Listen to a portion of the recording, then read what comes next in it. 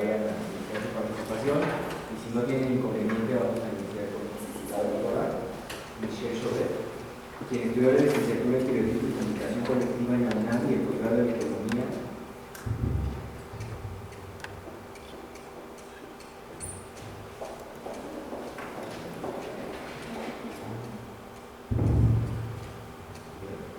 Maestría y doctorado en la misma institución. Desarrolla la línea de investigación de impactos sociales de la biotecnología desde 1990. Es coordinadora de proyectos de evaluación social ex ante de semillas transgénicas libres de virus en papa y papaya. Tiene experiencia en análisis de los impactos del maíz transgénico en México. Y desarrolla diversos proyectos de investigación, entre los que destacan los impactos socioeconómicos de la biotecnología en la agricultura y el medio ambiente, la viabilidad de nuevas tecnologías para pequeños productores del campo, globalización de empresas biotecnológicas multinacionales. Doctora, por favor. Muchas gracias, buenos días. Quiero agradecer a la doctora Cristina Rosa por la invitación que me hace a este seminario, porque como ustedes saben, a los investigadores nos satisface mucho poner en discusión sus investigaciones y recibir una retroalimentación.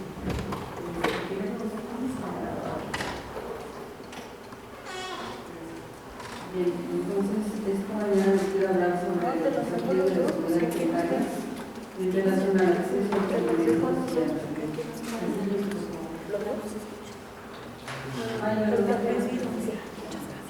Entonces, el sistema alimentario mundial está caracterizado por tres fuerzas internacionales, son las que distribuyen alimentos en un marco de mercados globales y vienen a desestructurar el mercado interno y a fracturar el tejido social. En esta diapositiva, ustedes lo que pueden observar es la cantidad de especies que realmente se utilizan para la alimentación.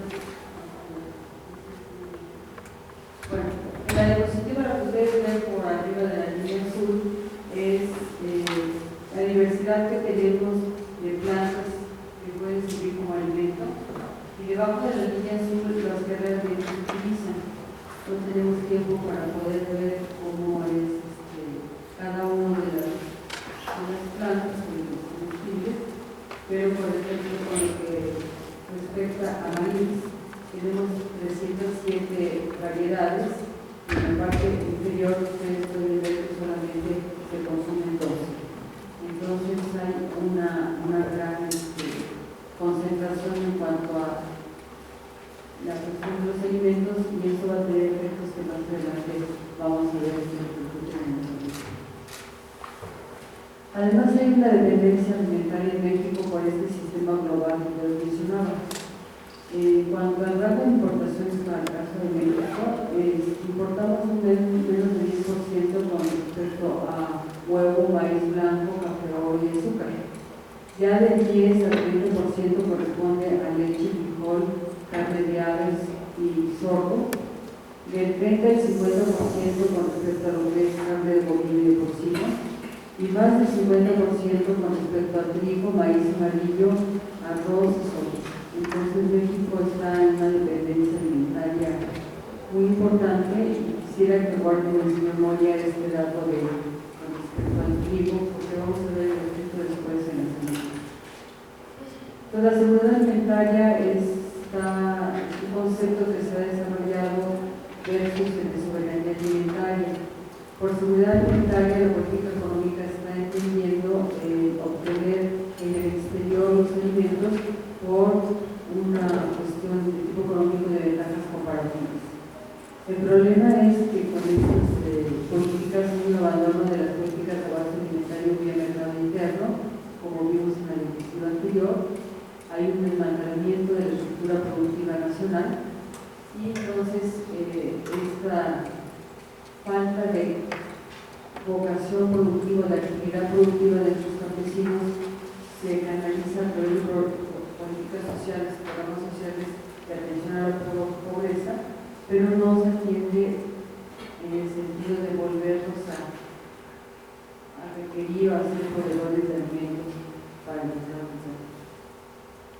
En 2015 entonces tenemos una situación perversa de pobreza que nos lleva a la desnutrición más obesidad, y eso corresponde a una serie de enfermedades. Se calcula que en pobreza extrema están 20 millones de mexicanos, pero el hecho de estar por encima de pobreza extrema no quiere decir que se tenga los satisfactores. Entonces, este es el mayor. Este es un mapa, como ustedes ya conocen, el mapa mundial, y ahorita voy a presentar una serie de cartogramas de una universidad de Inglaterra que se dedica a presentar las estadísticas en función de la parte del territorio, de la parte geográfica. Entonces, los colores que ustedes ven ahorita de los diferentes países se van a conservar en las otras diapositivas. Si llegase a haber necesidad de realizar este mapa, como se realizará él. Entonces, aquí tienen ustedes el porcentaje de la población a nivel mundial que vive con menos de $10 al día. Podemos ver que China sobresale, pero México también tiene un crecimiento en la figura que corresponde al territorio nacional. Con respecto a migración, quisieron mostrarles que México ocupa un lugar muy destacado, y eso que la migración ya es superada a nivel internacional, pero es realmente impactante esta cartografía sobre cómo el problema migratorio atraviesa todo el territorio nacional. Y esta es la prevalencia de diabetes a nivel internacional, donde también vemos que México ocupa un lugar destacado. Entonces, quiero a continuación remontando un poco al sistema alimentario mundial para ver cuáles son las correlaciones o las relaciones que vamos a encontrar entre el sistema alimentario y la salud. En esta estructura del sistema alimentario tenemos desde los agroinsumos hasta el consumidor. Y en agroinsumos tenemos compañías nacionales como Significa, Bayer, BAF, Monsanto y Ford, que al mismo tiempo son los que están promoviendo los cultivos transgénicos.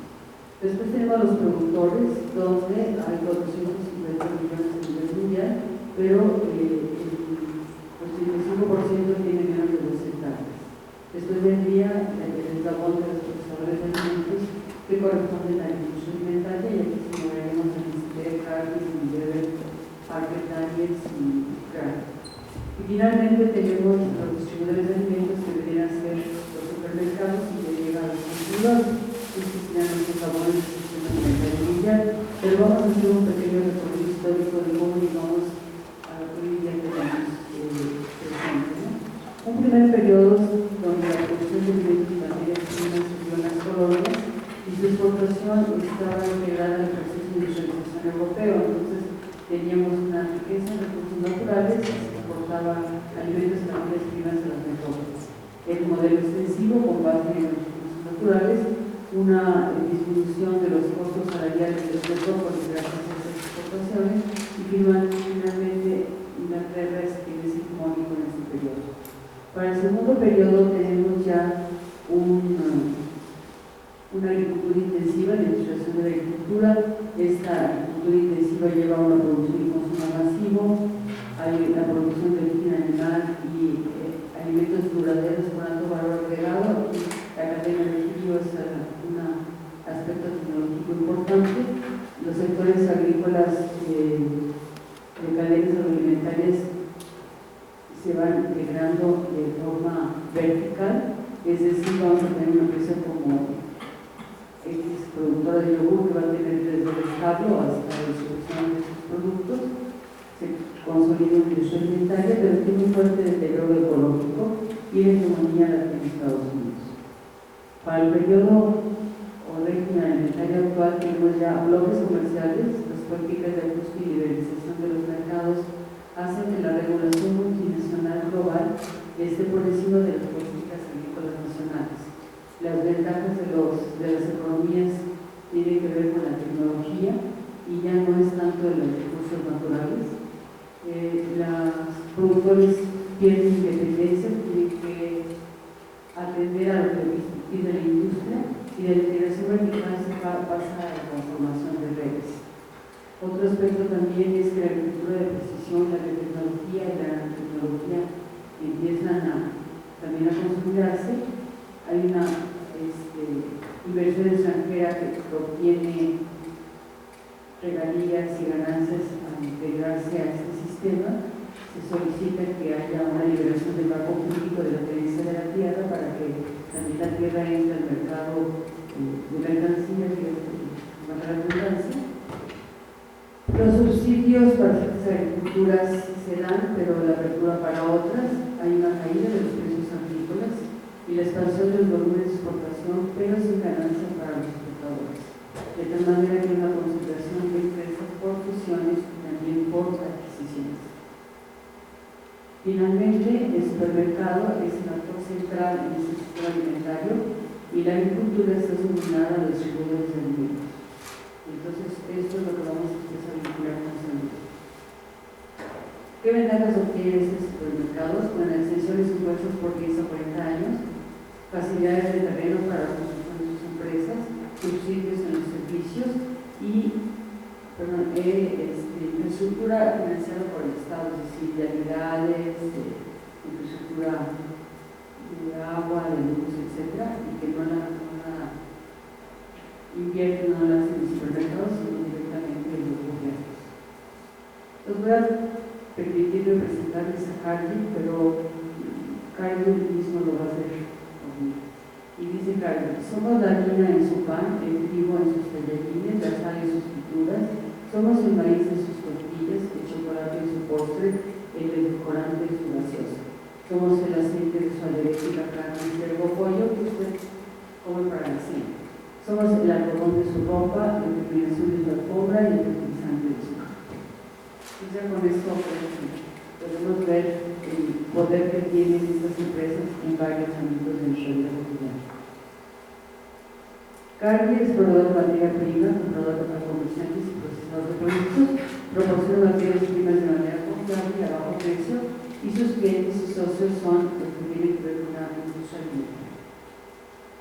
Cargill y sus estrategias son adquirir empresas para así evitar tener competidores. Su principal recurso es el agua, entonces utilizan todos los ríos donde los estados nacionales tienen que hacerse cargo del desasolve y de mantenimiento de los montes.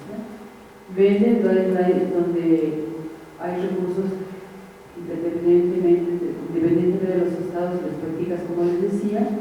Su enemigo es la agricultura de subsistencia y el autoabastecimiento. O sea, a medida que haya una suficiencia alimentaria, pues ellos no tienen negocio, ¿no? Y tienen cosechas de identidad preservada, es decir, dependiendo de lo que se sucede en el industria, con el contenido de grasas, almidón, ellos surten cualquier tipo de materia prima o alimento. De tal manera que Cargill ha sustituido con el supo en lo que es importación y distribución de granos. Esta diapositiva fue tomada a unas faldas de mi casa en una tortillería, donde se ve que es maíz blanco para consumo nacional, dice aquí que es un producto 100% mexicano, pero realmente es Cargill que tiene toda la cadena. Y ahora vamos al poder del supermercado. Y entonces, bueno, este no es ese, ¿verdad? Walmart, como ven ahí en la diapositiva, destaca entre todos los otros distribuidores de alimentos. Este es un mapa sobre las tiendas en el mundo del 2005, donde ustedes pueden observar que está ahí Alemania y también está Corea, pero para el 2015 ya, por ejemplo, acá África todavía no aparecía. Para el 2015 ya hay en África, todo América del Norte y del Sur, y este es el cifras. En 2015, 2.2 millones de personas trabajan para la empresa a nivel mundial, operan con 5.435 unidades. Alemania y Corea del Sur decidieron quitar los Walmart de su territorio y México tiene 2.290. Aquí cuenta todo, cuenta Walmart, Gibbs, Portón, Supermercados, todo lo que era.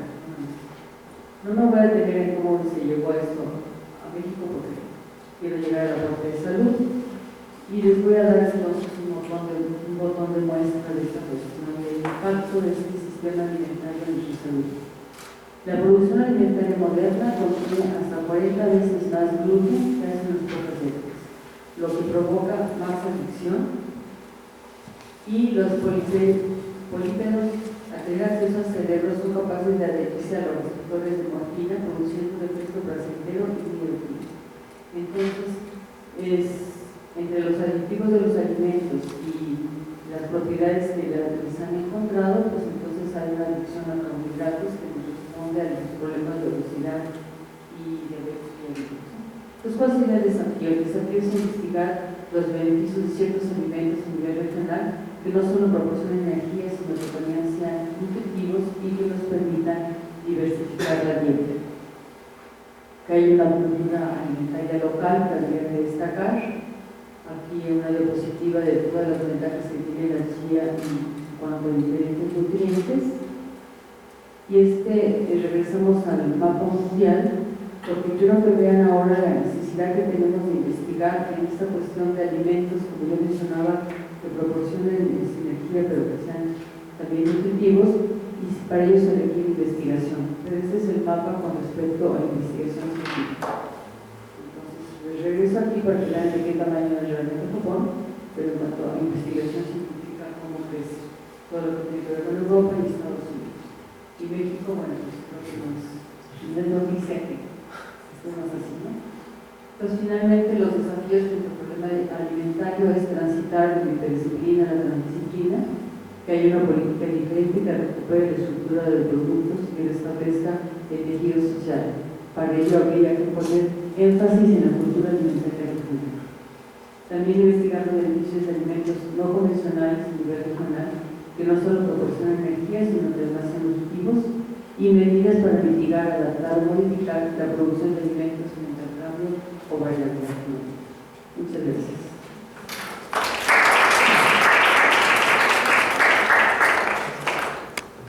Muchas gracias, doctora. Interesante presentación. Voy a pedirle a los ponentes que nos apeguemos a los 15 minutos que tendrá cada uno, una mesa muy nutrida, para que no nos tomamos el tiempo. A quienes están escuchando las presentaciones, si tuvieran alguna duda, por favor pueden hacerla llegar a la mesa por escrito. Aquí las distribuimos a los ponentes. Ahora voy a presentarles al maestro Gustavo Mauricio Bastien Olvera, que cuenta con el grado de maestría en Derecho Internacional Público por la Universidad de Leiden, en La Haya, Países Bajos, y es licenciado en Relaciones Internacionales por la Facultad de Políticas Sociales de la UNAM. Tiene estudios en la Universidad del Oeste de Sydney, el Instituto de las Naciones Unidas de Formación Profesional y el Departamento de Justicia de Estados Unidos. Actualmente es profesor de la Maestría en Cooperación Internacional en el Instituto Mora y de Organización Internacional en la Facultad de Ciencias Políticas y Sociales de esta universidad. Ha participado como delegado en reuniones internacionales en la sede de la ONU en Nueva York, en la Organización contra las Armas Químicas y el Banco Interamericano de Desarrollo. Es miembro del Comité de la Revista de Seguridad de la Universidad Militar de Nueva Granada, Colombia, y cuenta con diversas publicaciones nacionales e internacionales.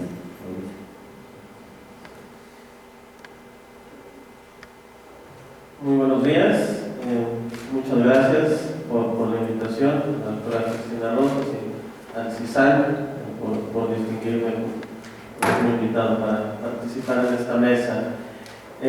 Mi ponencia va a versar sobre la vinculación que existe entre el tema de la salud y la seguridad alimentaria, pero con un enfoque diferente ya presentado por la doctora. La mía va a ir desde una visión más política y se va a dividir en las siguientes partes. Primer punto, vamos a abordar cómo se entiende esta vinculación, ¿no? de la salud, de la seguridad alimentaria con la salud.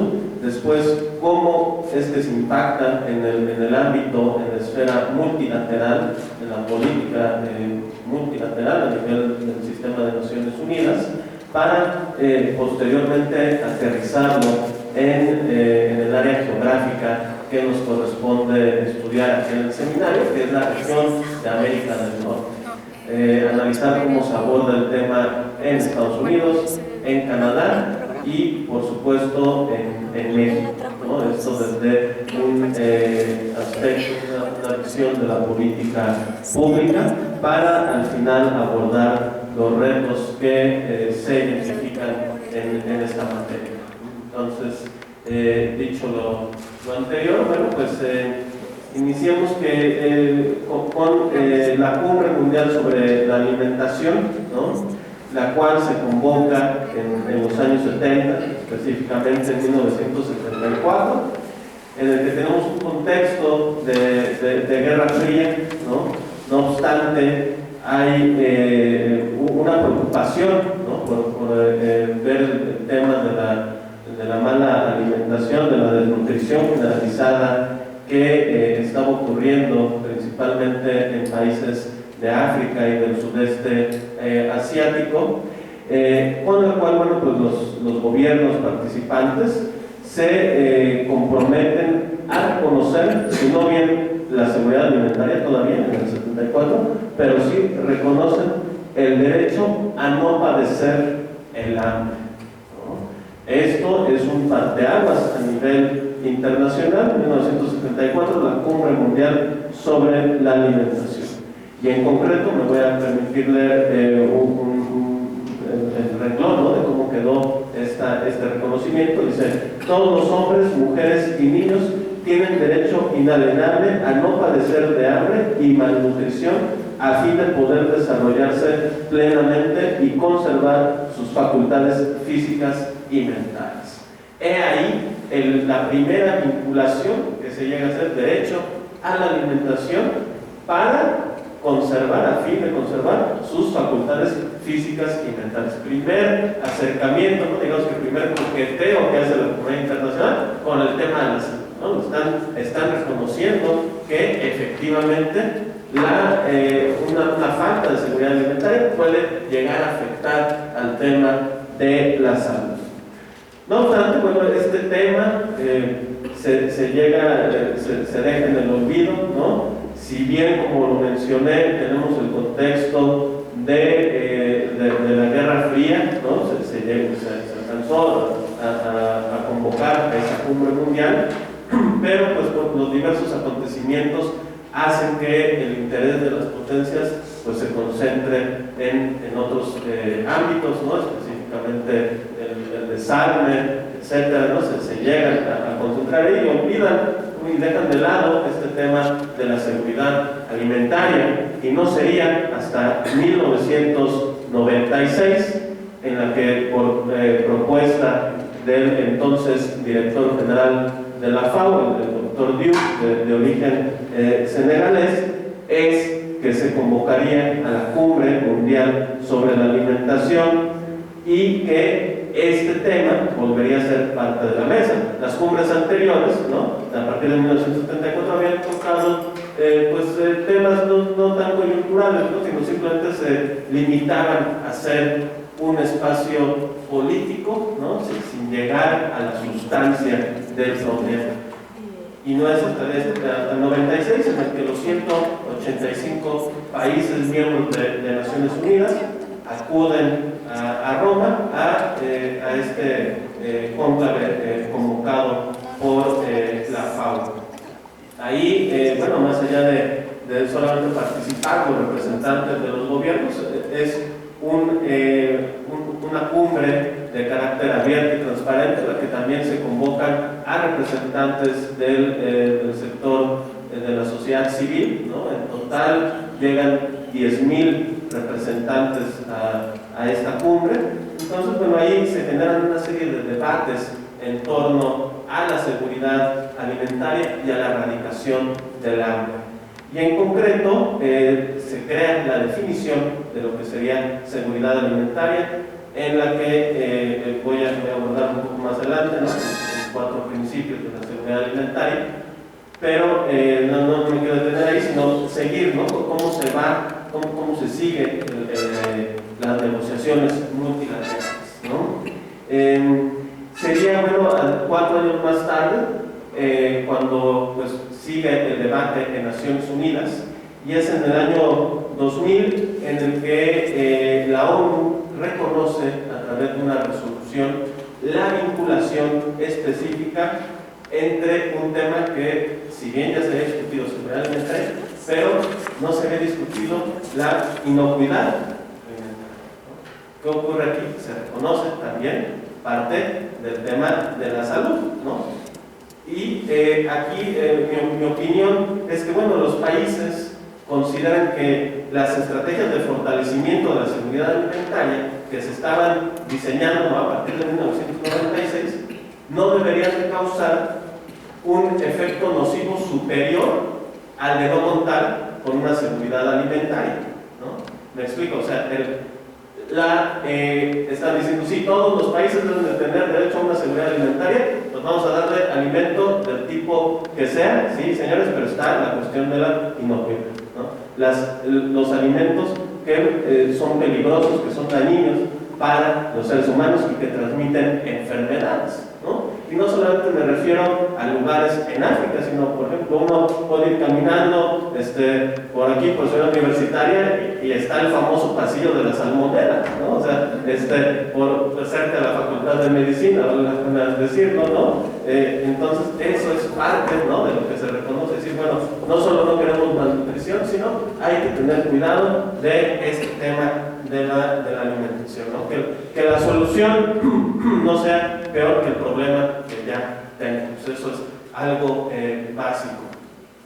Por lo tanto, tenemos que el concepto de seguridad alimentaria pues va evolucionando poco a poco, ¿no? Como lo mencioné, en los 70 se enfocaba a la producción y disponibilidad alimentaria, ¿no? que debería del acceso a los alimentos se da más adelante, ¿no? En los años 80, tanto las necesidades económicas como el reconocimiento del acceso físico a los alimentos.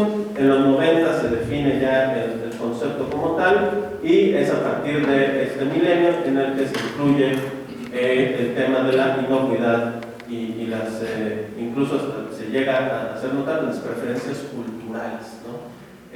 Ya sabrán que, bueno, hay países que en otros temas, muy diferente a estos de salud y alimentación, pero en otros temas como son derechos humanos, hacen mención y son los que pugnan en el seno de las Naciones Unidas por el reconocimiento de las diferencias culturales, ¿no? Por ejemplo, los países árabes, que ni siquiera reconocen o tipifican legalmente el tema de la violencia de género, ¿no? Para ellos no existe la violencia de género, y eso lo denominan ellos por preferencias culturales, ¿no?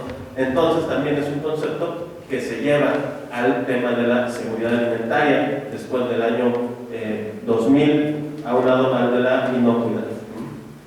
De ahí, bueno, ya que tenemos este panorama general de cómo fue evolucionando, me gustaría ahora sí abordar los 4 pilares que se reconocieron en el 96 respecto a la seguridad alimentaria. El primero sería, y no me voy a detener en cada uno de ellos, se explica, ¿no?, por sí solos. El primero es la disponibilidad de los alimentos, el derecho de los países a tener disponibilidad, ¿no? El segundo es el acceso, es diferente, ¿no?, a la disponibilidad. Tercero, utilización, velar por la buena utilización de los alimentos. Y el cuarto, uno muy importante, la estabilidad.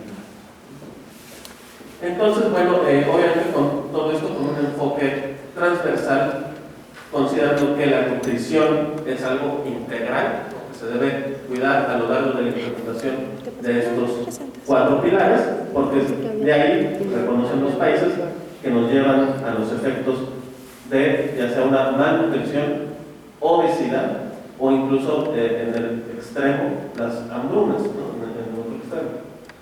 Entonces, bueno, todo esto ha sido como ha ido evolucionando el tema, ¿no? Hablando en política multilateral, ¿no?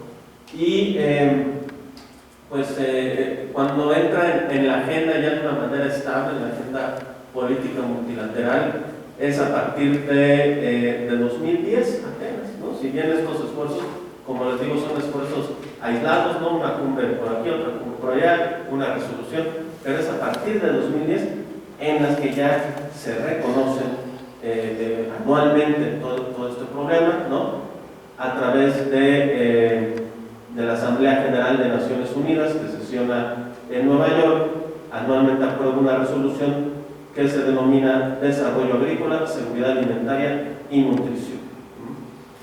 Entre otras cosas, además de, por supuesto, reconocer la importancia de discutir sobre el tema y que los países implementen políticas nacionales sobre el tema, pues retoma y hace suyos los principios que ya les mencionaba, que fueron acordados en la Declaración de Roma de 1996, ¿no? Para una seguridad alimentaria mundial sostenible, ¿no? De igual forma, bueno, ofrece una serie de opciones voluntarias de implementar en materia de política pública y va más allá, ¿no? de los 4 pilares, y menciona que los países tienen que hacer 4 de las siguientes acciones para garantizar su seguridad alimentaria. El primero sería invertir en el diseño y enfocarse en el diseño de planes y estrategias nacionales, ¿no?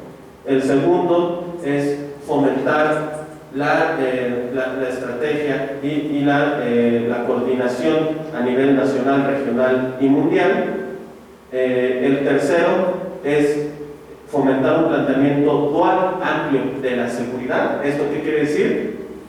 Un enfoque de pobreza multidimensional, ¿no? No nada más enfocarse a la malnutrición, sino a los factores que generan la pobreza, ¿no? El cuarto, bueno, va más allá. El cuarto y el quinto se refieren al cuarto a la eficacia de las instituciones multilaterales, y el quinto tema es a fomentar la cooperación internacional para el desarrollo en el tema de la seguridad alimentaria, ¿no? Finalmente, para hacer esta parte de cooperación multilateral, bueno, hay que señalar que en 2014 fue reconocido como el Año Internacional de la Agricultura Familiar, lo que elevó el tema a nivel político, ¿no? Y también reconoce la necesidad de las industrias familiares en esta área. Bueno, para pasar a los siguientes segmentos, ¿no? El enfoque que se le da en Estados Unidos, cómo se aterriza todo esto multilateral aquí en la región, ¿no? de América del Norte. Tenemos que la seguridad alimentaria es responsabilidad del Departamento de Agricultura, de su Ministerio de Agricultura en Estados Unidos, ¿no? Que se mide a través de un censo poblacional, que ha sido criticado por las preguntas que realizan. Diversas organizaciones de la sociedad civil dicen que se está enfocando a más temas de malnutrición y no tanto de seguridad alimentaria. Entonces, son preguntas: con lo que usted gana, ¿puede comprar la canasta básica o tiene que invertir más o pedir préstamos? O sea, va más enfocado como la malnutrición, ¿no? O la ansiedad que tienen los americanos, ¿no? En poder, los americanos en poder comprar o no la canasta básica, ¿no? Pero bueno, es un tema que ya entra dentro de la esfera gubernamental y que este departamento es quien lo está llevando. Por el otro lado tenemos la óptica canadiense, que como sabemos aquí la mayoría, bueno, porque Canadá es un país que se destaca por su diplomacia de nicho, especialmente enfocada en organizaciones de la sociedad civil, y el tema de la seguridad alimentaria no es la excepción. Tenemos que cuentan con una iniciativa muy grande, pan-canadiense, que cosa extraña en Canadá, ¿no? Por la división que hay con los quebecois, que algo sea pan-canadiense, que se llama Food Secure Canada. Esta es una iniciativa de la sociedad civil que engloba a representantes de la academia, del sector privado, muy importante, ya lo mencionaba la doctora, ¿no? Los supermercados, etc., e investigadores sobre el tema, ¿no? Hacen estudios anuales sobre esto, ¿no? Y se enfocan a tener metas como cero hambre y también una salud sostenible de sus habitantes. El último censo que organizó esta organización reconoce que hay 1,5 millones de hogares que experimentan inseguridad alimentaria en Canadá. Esto quiere decir 1 de cada 8 hogares, ¿no? Y de ahí, bueno, denota que son las prioridades de la sociedad civil, que me lleva a alinearlo al último tema, ¿no? Ya que se me está acabando el tiempo, con México, ¿no? ¿Cómo está en México representada la sociedad civil en este tema? La realidad es que estamos por los suelos. La primera organización, de acuerdo al índice, al registro de Indesol, la primera organización que se estableció en México para hablar sobre el tema de seguridad alimentaria fue The Hunger Project, capítulo México, en 1983. Recuerdo, en los 80, bueno, cosa rara, ¿no? Porque si bien el tema se había dado en los 74, en los 80 estuvo calmado, ¿no? la cuestión de seguridad alimentaria, pero de ahí no tuvimos ninguna otra organización, de acuerdo a este registro, sino hasta 2003, pasaron 20 años, y de 2003 solamente una, y de 2011 a la fecha se han registrado 14 organizaciones de la sociedad civil que abordan el tema de seguridad alimentaria, ¿no? Eso quiere decir la importancia, bueno, va en aumento, ¿no? Pero aún así no pasamos las 15 organizaciones a nivel nacional comparado con lo que está haciendo Canadá, ¿no? Que es un proyecto bastante amplio, ¿no? Entonces se deriva que existe un interés reciente, ¿no? Y por supuesto la política de la Cruzada Nacional contra el Hambre, que tiene una mesa intersecretarial en la que está sentada la Secretaría de Salud, tienen este enfoque de seguridad alimentaria y salud, van de la mano, han hecho diversas cuestiones, y también Zagarpa por ahí, que es el vínculo, ¿no? Cosa extraña con la FAO, y es la encargada de implementar seguridad alimentaria, pero deja de lado, ¿no? La Cruzada Nacional contra el Hambre. No hay no se habla, no hay una vinculación coordinada, debido desde 2002 Zagarpa junto con la FAO implementan el Programa Especial de Seguridad Alimentaria. Entonces, ¿dónde está la participación de estos otros aspectos, ¿no? Ya para finalizar, bueno, quedan varios retos que dejo a consideración de la mesa y de los asistentes. Falta analizar la vinculación, ¿no?, que existe con el bioterrorismo. Entiendo que va a ser una mesa más adelante cómo afecta el bioterrorismo a la seguridad alimentaria, la vinculación con otras entidades del gobierno, ¿no? Nada más Cedesol, Zagarpa, que son las que dan, y por supuesto incluir a nuevos actores, actores novedosos, ¿no?, como el sector privado, incluidos a la mesa de negociación de seguridad alimentaria. Con esto cerraré mi ponencia y muchas gracias. Me disculpo porque me voy a tener que ir dentro de unos minutos, pero agradezco.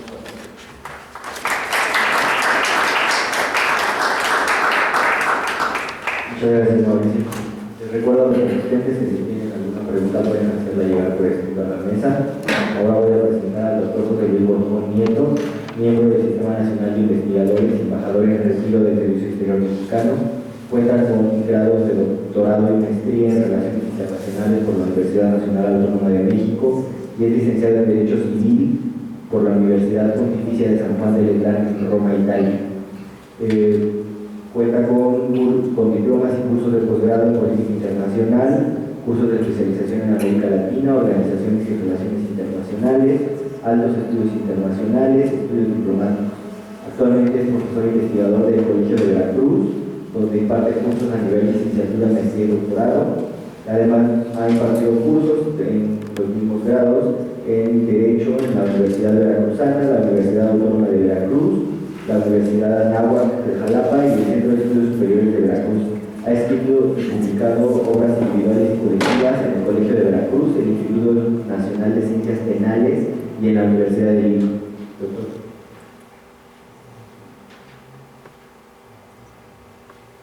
Gracias, buenos días. Ante todo, quiero dar las gracias a las y los organizadores de este seminario, Salud del Norte, Seguridad y Desarrollo, por brindarme la oportunidad de aportar algunas reflexiones sobre un asunto que sigue siendo de tanta actualidad como es el impacto del uso de las drogas en el desarrollo sustentable.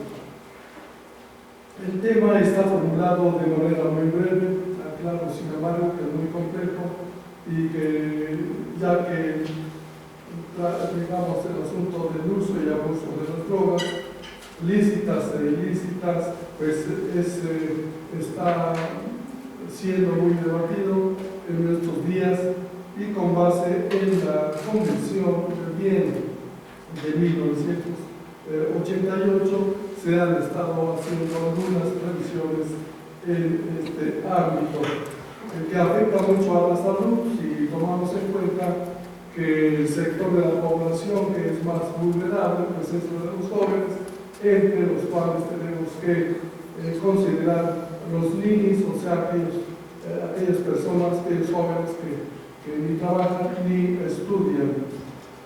Diversos analistas se han referido ampliamente al fracaso de la estrategia prohibicionista y represiva de las políticas públicas diseminadas con base en el convenio o en la convención, mejor dicho, de Viena ya mencionada. Entre ellos se encuentran Rubén Aguilar, vocero de Vicente Fox, hijo de Castellano, es canciller del mismo en la obra El narco, la guerra fallida, y ya precedida por otros libros como el de Jean-François Boyer, en su libro La guerra perdida contra las drogas, así como otros investigadores que también se han dedicado a publicar algunas obras en este socorrido tema de lo que es el fracaso de la guerra contra el narcotráfico y contra las adicciones. En esas obras, que omito aquí para mediar, también se hace notar mucho la colaboración de diversos expertos en la materia, sobre todo periodistas. También voy a omitir sus nombres, pero los temas que han tratado son muy interesantes, como son la seguridad pública, entre limpias e impunidad. Se protege en México el tráfico de drogas, detienen a 2 policías por secuestro express, protegen militares a narcos, fueron arrestados, investigan a 20 funcionarios presuntos protectores de narcos, consignan a 13 militares involucrados con el narco, etcétera, etcétera. Por las evidencias puestas en relieve por expertos en la materia, se podría decir que es aceptada ya esta tesis de que ha habido un fracaso en esta guerra contra las drogas.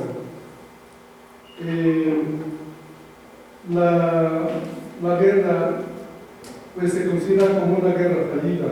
Esta, por tanto, la doy como válida esta tesis para poner el acento en lo que podría ser una estrategia de control de las drogas más humana, razonable, flexible, preventiva y pragmática, que sea al mismo tiempo más acorde con los derechos de la persona, como las propuestas que ofreció sin éxito el Comité de Expertos en la sesión especial de la Asamblea General de Naciones Unidas sobre las drogas, la UNGAS, que se llevó a cabo en México en 1995.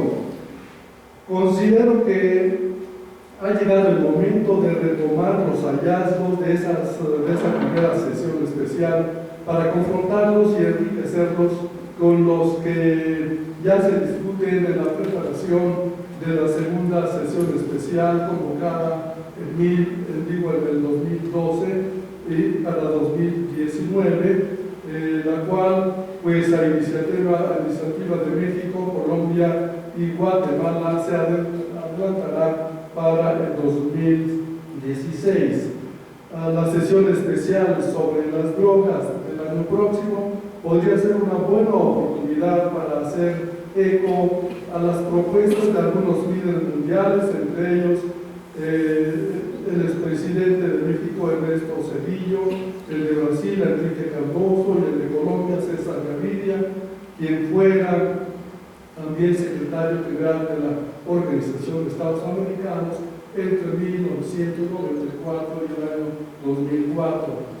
A esa política optimista de lograr un mundo sin drogas, proclamada por ellos y de Naciones Unidas en 2009, se agregaron las voces de los presidentes de Polonia, Portugal y Suiza, así como la de otros líderes mundiales, por considerar que la política prohibicionista de los narcóticos ha causado enormes daños en 4 décadas de prohibicionismo de violencia del uso de los narcóticos.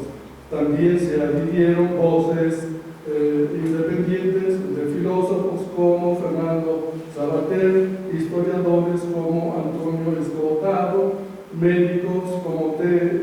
Sachs y economistas como el premio Nobel Milton Friedman.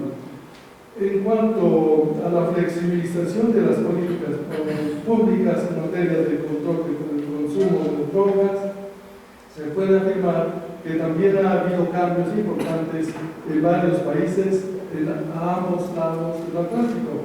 Holanda, por ejemplo, sin denunciar la Convención de Viena de 1988, flexibilizó su política de control de consumo de diversas drogas en aras de la reducción del daño, permitiéndolo en lugares determinados llamados coffee shops. Portugal, por su parte, abolió en 2001 las penas criminales por posesión de todo tipo de drogas para uso personal, y Paraguay, como sabemos, hizo lo mismo con el mercado de marihuana despenalizado en el 2014. A continuación voy a referirme a Estados Unidos, Canadá y México. Estados Unidos es considerado como el mayor consumidor de estupefacientes en el mundo y al mismo tiempo como gran productor, distribuidor y financiador del tráfico de drogas, sobre todo de marihuana, la cual se cultiva en los estados de Kentucky, Hawái, California, Tennessee y Missouri, con la que se abastece el 35% de la demanda doméstica. Mucho habría que decir de las políticas antidrogas de nuestro vecino del norte.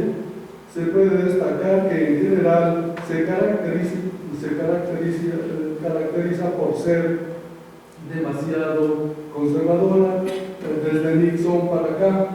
Noam Chomsky resume bien el espíritu del prohibicionismo y sus efectos hegemónicos en nuestro continente al señalar que, se abren comillas, en el contexto de la guerra contra las drogas, Estados Unidos ha desempeñado un papel activo en las enormes atrocidades cometidas por las fuerzas de seguridad y sus colaboradores paramilitares en Colombia, el principal violador de los derechos humanos en América Latina y el principal receptor de ayuda e instrucción militar norteamericanas. La guerra contra las drogas es un mito, según Amnistía Internacional, que coincide con otros investigadores. Las fuerzas de seguridad colaboran estrechamente con los narcotraficantes y los terratenientes, a la vez que sus ataques van dirigidos contra las víctimas de costumbre, que son los líderes comunitarios, los defensores de los derechos humanos, las personas que trabajan en el campo de la sanidad, los activistas sindicales, los estudiantes, la oposición política, pero principalmente los campesinos, en un país donde la protesta se considera un crimen. Fin de la cita. Aun cuando esa política prohibicionista sigue vigente en Estados Unidos, se puede señalar que en los últimos años se ha registrado un cambio hacia la despenalización del consumo de algunas drogas, particularmente la marihuana. Hay 16 estados de la Unión que la aceptan con fines médicos. Washington y Colorado la aceptan incluso con fines recreativos. Hay 12 que toleran el consumo de marihuana en bajas dosis y con fines terapéuticos, como Alaska, el Distrito de Columbia, Massachusetts, Arkansas y Montana. Que Estados Unidos esté dispuesto a cambiar su política antidrogas es poco probable, a pesar de los avances mencionados. El gobierno estadounidense sigue viendo el problema de las drogas como una cuestión de seguridad nacional, tesis rápidamente vendida a los gobiernos de América Latina, los cuales siempre estuvieron dispuestos, se abre comillas, como nos dice Ana Álvarez, en su mayoría a asumir medidas de excepción que ampliase las prerrogativas y los presupuestos de los cuerpos militares y permitieran la creación validada en este campo por los Estados Unidos de cuerpos paramilitares y que les posibilitase la recepción de ayudas económicas y técnicas extras provenientes del poderoso país del norte. Se cierran las comillas. Romper ese esquema de dominación y represión va a llevar todavía mucho tiempo. Esto se ha visto con toda claridad en la reciente Asamblea General Extraordinaria de la OEA, realizada en Guatemala, en la que varios cancilleres criticaron por la política antidrogas estadounidense, destacando que, se abren comillas, a pesar de que existe un interés para buscar alternativas, Estados Unidos impulsa la política represiva contra ese flagelo, criticada por gobiernos como los de Guatemala, Ecuador, Nicaragua, Venezuela y otros gobiernos latinoamericanos. Con respecto a Canadá, diremos con base en un informe de la CICAR que cuenta desde 1987 con una estrategia antidrogas que abarca las áreas de reducción del daño, de la oferta y demanda, medidas de control, marco institucional, presupuesto y sistema de evaluación adecuados. Bueno, tiene un buen marco legislativo, se puede decir que es uno de los países que más se ha preocupado por el tema de las drogas y sobre todo del impacto que tiene sobre la salud de los adultos y de los jóvenes. En cuanto a México, pues los datos referentes a la política mexicana antidrogas han llevado un tiempo para irse definiendo, pero podemos decir que digamos que se han contemplado sanciones para aquellos que sobrepasan las dosis que se han autorizado por esta reforma y que ya están contempladas en la ley de la salud. En este trabajo se ofrece un marco donde se habla pues, de las cantidades que se permiten: marihuana 5 gramos, cocaína 1 gramo, opio 2 gramos, heroína 50 gramos, LSD 215 y metanfetaminas 40 gramos. Si se pasa de eso, entonces ya entra a la espera de la investigación por parte de la Federación. Bueno, yo tengo aquí lo de México porque estoy seguro que ya conocen muchos datos al respecto. En cuanto a la política antidrogas en Naciones Unidas, me parece que sí vale la pena destacarla. De acuerdo con las noticias de las últimas fechas, se espera que la ONU modifique su política antidrogas haciéndola más flexible y pragmática.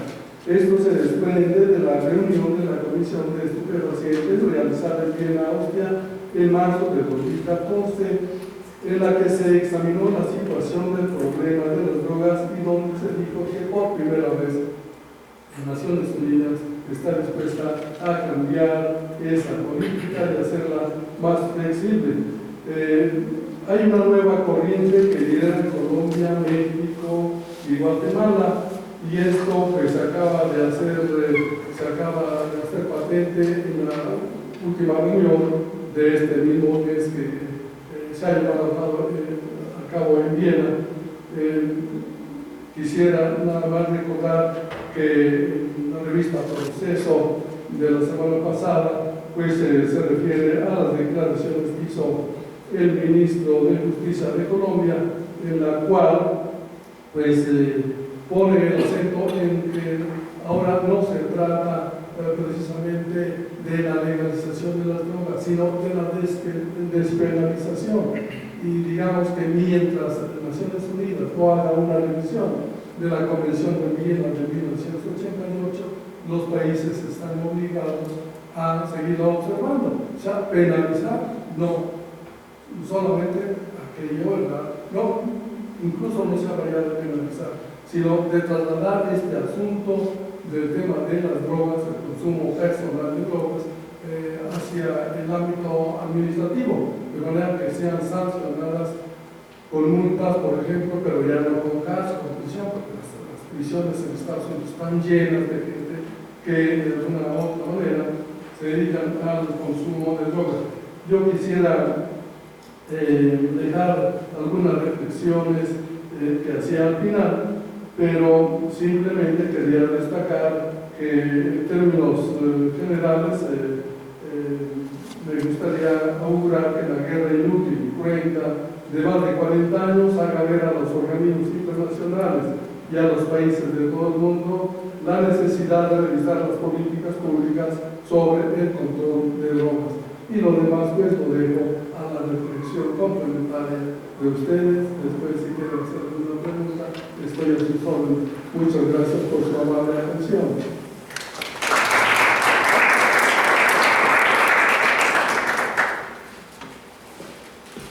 Muchas gracias, doctor. Interesante presentación, y ahora primero voy a pedir a Mauricio que ya se dice que agradecer su ponencia. Y ahora voy a presentar al maestro Mario Eduardo Villareiro, quien es licenciado en Relaciones Internacionales por la Universidad de Anáhuac del Sur y maestro en Estudios en Relaciones Internacionales por la Facultad de Ciencias Políticas y Sociales de la UNAM, donde también es candidato a doctor en Ciencias Políticas. Es profesor de asignatura en la carrera de Relaciones Internacionales del Sistema de Educación Abierta y a Distancia de la Facultad de Ciencias Políticas y Sociales de esta universidad. Se ha especializado en política ambiental internacional, desarrollo sustentable y seguridad ambiental, y cuenta con diversos artículos publicados al respecto. Es director de cooperación bilateral en la Unidad Coordinadora de Asuntos Internacionales de la Secretaría de Medio Ambiente y Recursos Naturales, la SEMARNAT, y ha participado en diversas negociaciones, entre ellas las previas a la Cumbre Mundial de Desarrollo Sustentable en Johannesburgo en 2002, en el marco de la Organización de las Naciones Unidas, y en la 16ª Conferencia de las Partes de la Convención Marco de las Naciones Unidas sobre el Cambio Climático en 2010. En el campo de América del Norte ha representado a México en la Comisión para la Cooperación Ambiental y ha formado parte de los trabajos bilaterales de México con Estados Unidos y Canadá en política ambiental. Gracias, muy buenos días. Antes que nada, quiero agradecer a los organizadores haciendo cosas, a los centros de estudios sobre América del Norte por la invitación a estar acá. Va a ser muy rápido, sé que tengo 15 minutos y es un tema muy amplio que tiene muchos conceptos, pero me gustaría ir revisando junto con ustedes para que entendieran la gran transversalidad del tema ambiental, particularmente hablando de seguridad y su concepto más amplio de seguridad internacional. En el entendido de que es generalmente una presentación para alumnos estudiosos y profesionales también de las relaciones internacionales. Entonces, dicho esto, me gustaría comenzar. Creo que tengo aquí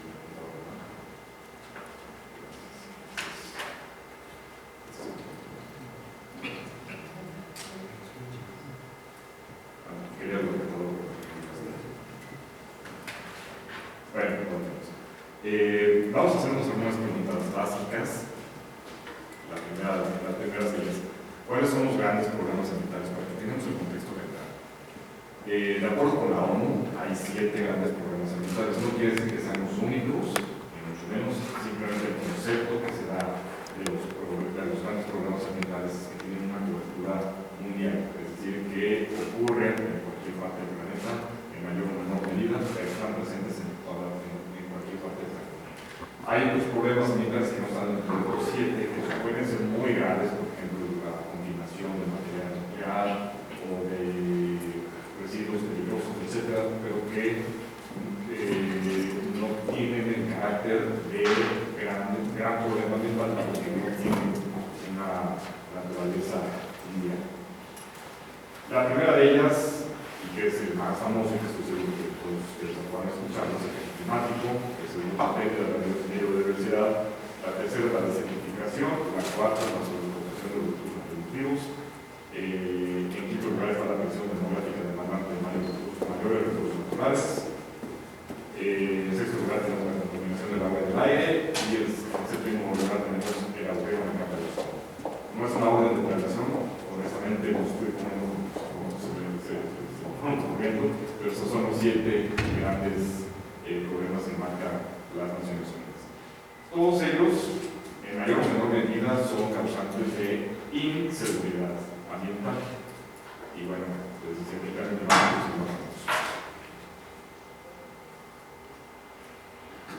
continuando con las preguntas básicas, ¿qué es la seguridad ambiental? Hay muchísimos conceptos de seguridad ambiental. Yo estoy proponiendo uno en mi tesis doctoral que es el estado en el cual existe una relación directamente proporcional entre el equilibrio ambiental, el desarrollo y el bienestar social que puede influir en la seguridad nacional, regional e internacional.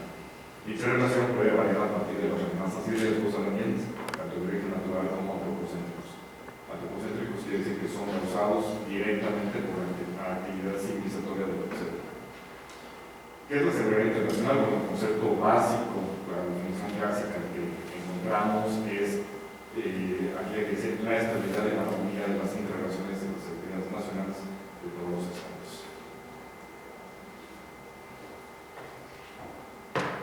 Ahora bien, ¿dónde se inserta la seguridad ambiental en la seguridad internacional? Ha pasado por varias fases evolutivas. Y vamos a revisar muy rápidamente las etapas en la agenda de seguridad internacional. Recordemos que en la Guerra Fría había una visión de enfrentamiento este contra oeste, Estados Unidos y la Unión Soviética, y la respuesta a la seguridad para preservar la respuesta militar. La posguerra fría es cuando aparece la agenda del desarrollo que propone el programa de las Naciones Unidas para el Desarrollo y se incorporan nuevos aspectos que sabían que no es que no existieran antes, sino que no se les daba, pero ni por mucho, la importancia que se le daba a la respuesta militar como componente de seguridad de los estados. Y que es la seguridad ambiental como un componente de esto. También está la seguridad humana, en fin, hay varios temas que aparecen en este periodo y que se les llama, o mal llama, insisto, entre comillas, nuevos temas. Porque ahí estaban, desde toda la vida ahí estaban, pero no se les daba la atención que merecían. Después viene el 11 de septiembre de 2001 como un momento clave en el cambio de la perspectiva de la seguridad internacional, que regresa la visión de la Guerra Fría, lo que se le llama un déjà vu de la Guerra Fría, donde en lugar de que el enemigo fueran los comunistas, los malvados comunistas, que eran un concepto tan ambiguo como la frase misma lo tiene implícito, y se sustituye por el terrorismo, que es también igual de ambiguo, porque ¿qué es terrorismo? También hasta la fecha hay un debate gigantesco sobre qué es el terrorismo, una vez que no recuerdo hasta el momento. Bueno, ¿qué pasa en este momento? Regresa la imposición de la visión militarista para la seguridad y todos estos avances en la agenda de seguridad que había propuesto el PNUD se estancan y regresa esta visión donde la respuesta militar era la más importante. Hoy en día, ¿cómo estamos? Hay una creciente preocupación por retomar aquellos debates que el programa de las Naciones que el PNUD había propuesto. ¿Por qué? Por varios incidentes naturales que hicieron a la potencia hegemónica de Estados Unidos golpear a ver que también era vulnerable en su territorio frente a los problemas ambientales y seguridad ambiental también merecía ser estudiadas desde una perspectiva más allá de la agenda ecológica, que es donde generalmente los estudiosos de las ciencias políticas consideran que el medio ambiente debe estar, ¿no? En la agenda ecológica, el aprovechamiento de los recursos naturales, ya está. ¿Cuál fue este detonador? El huracán Katrina de 2005. Ustedes recordarán que prácticamente le dieron una carta de defunción a Nueva Orleans, que no es cualquier ciudad en Estados Unidos, y que eso provocó una serie de reacciones de política interna de Estados Unidos inéditas para ellos. ¿Por qué? Porque simple y sencillamente no sabían qué hacer. Recuerden ustedes que hasta incluso México otorgó ayuda a través del ejército mexicano con el plan DN3 del territorio estadounidense, porque nosotros sí tenemos mucho conocimiento o mucho expertise en qué hacer en desastres naturales. Estados Unidos no se creía vulnerable, pensaba que estos fenómenos ocurrían en los países lejanos, se dieron cuenta que sí ocurre en su territorio y esto provoca un cambio de decisión. Bueno, pues pues ahora ya vimos estos conceptos, vamos a vincularlos. ¿Cómo pueden los grandes problemas ambientales producir inseguridad? Y aquí pongo algunos ejemplos de acuerdo con el orden de numeración que he puesto de los grandes problemas ambientales. El cambio climático, bueno, en un escenario extremo, la desaparición de la vida en el planeta. ¿Por qué? Porque se pueden perder territorios al momento que sube el nivel promedio del nivel del mar, se pueden perder territorios, escasez alimentaria, devastación agrícola y muchas otras consecuencias. La pérdida de la biodiversidad, bueno, al momento de romperse el equilibrio natural, hay burbujas. Puede ser que la biodiversidad es la base de la producción alimentaria. Entonces, una vez roto este equilibrio, se rompe también la cadena económica y también el colapso. La desertificación, bueno, hay particulares, el colapso agropecuario, el escenario extremo sería los conflictos armados para adquirir fuentes de agua y sobre todo para controlar los afluentes de ríos y lagos. En cuarto lugar, la sobreexplotación de los recursos marinos vivos. El escenario extremo serían los conflictos en alta mar por la captura de especies, en el entendido de que entre más se capturan las especies, menos se da chance de que éstas se recuperen y por lo tanto va a llegar a un escenario de suma cero. La presión demográfica demandante de mayores recursos naturales, esta la proponen los neobalducianos y hablan de que a mayor población, menor capacidad para satisfacer las necesidades de la población. La contaminación del agua y del aire, esta es una inclusión muy directa con las consecuencias en las seguridad de la salud. El escenario extremo de inviabilidad civilizatoria, que el país, por poderoso que sea, puede tener desarrollo si tiene una ciudad donde no se puede respirar. Esa es una de las limitaciones que tiene Beijing, por ejemplo, en China, que es para la contaminación atmosférica, que incluso en China, siendo el país que ha crecido a tasas impresionantes desde hace 15, 20 años, algunas empresas en China están considerando la posibilidad de salirse de Beijing porque no llega un momento en que no se puede trabajar con el grado de contaminación que hay.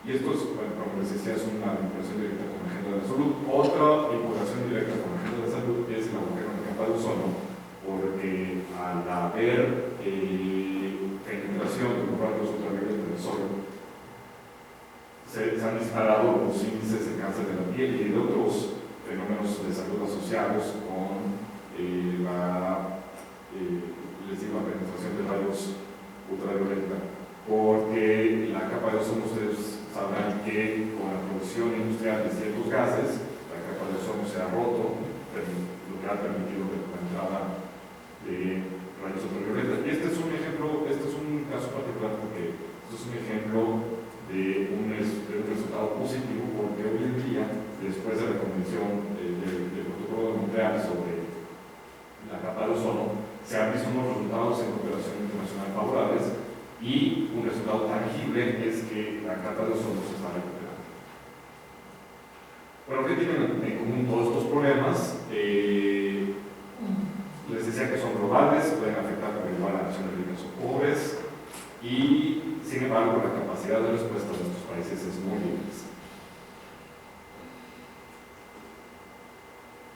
Y les quiero dar también 3 ejemplos de cómo puede impactar los problemas ambientales a la seguridad internacional. Uno, en primer lugar, el círculo vicioso. Los flujos, por ejemplo, los flujos migratorios por escasez de recursos por otras motivaciones que provocan estos grandes problemas ambientales pueden exacerbar presiones ambientales en lugares donde ya de por sí los recursos son escasos.